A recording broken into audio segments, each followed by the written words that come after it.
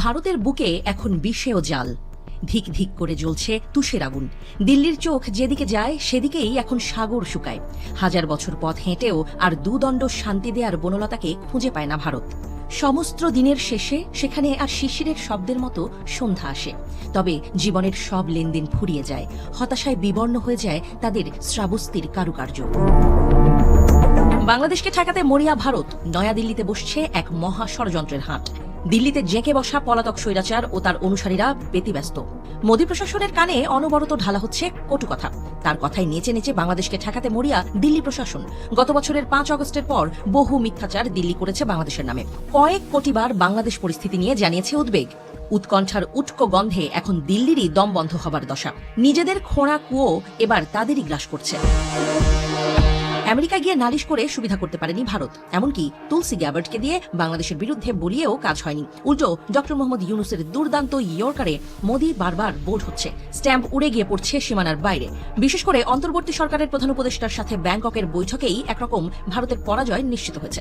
আর তারপর কাটা ঘায়ে নুনের ছিটা দিয়েছে ডক্টর ইউনুসের চীন সফর। 7 সিস্টার্স আর চিকেন নেকে নাক কাটা যাওয়ার ভয়ে আঁটো দিল্লি।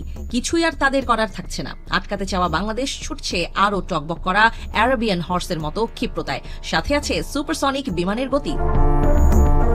মোদী প্রশাসন বাংলাদেশের কোনো চালই বুঝে উঠতে পারছে না। ঠান্ডা মাথার কূটনীতির কাছে পরাস্ত হচ্ছে দিল্লির মোটা মাথার চাল আর ষড়যন্ত্র। বাংলাদেশের ট্রান্সশিপমেন্ট বাতিল করে তৃপ্তির ঠেকুর তোলার আগেই ভারতের সুতো কেটে দিল বাংলাদেশ। সেই সাথে ট্রানজিট নিয়ে শঙ্কার মুখে দিল্লি।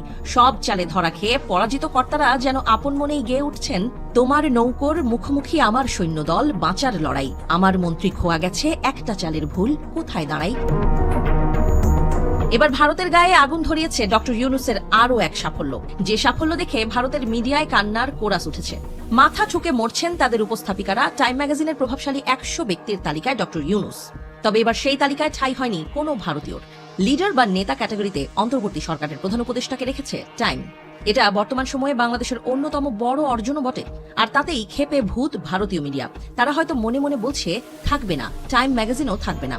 আর দিল্লির কর্তারা হয়তো মনে মনে অভিমান আর ক্ষোভে ডক্টর ইউনুসের সাফল্য দেখে গাইছেন, আমার দরজায় খিল দিয়েছি, আমার দারুণ জ্বর।